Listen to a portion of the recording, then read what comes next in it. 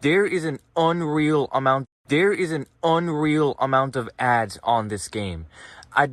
Now it makes sense why there's so many 1-star reviews. The ads are there. The amount of ads in this game is unreal. And the worst part about it, you can't even remove it. There's no way. There's like no options to remove it. There's an option to get a subscription to remove the ads, but it doesn't even let me buy it.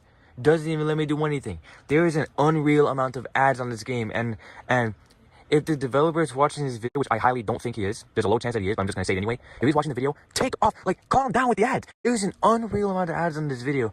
There is an unreal amount of ads on this game. There's like an ad every 45 seconds. I don't even get to experience the game long enough to process what I just experienced, and then there's another ad. There are way too many ads on this game. If the developer's watching this, cut off at least half of the ads on this game.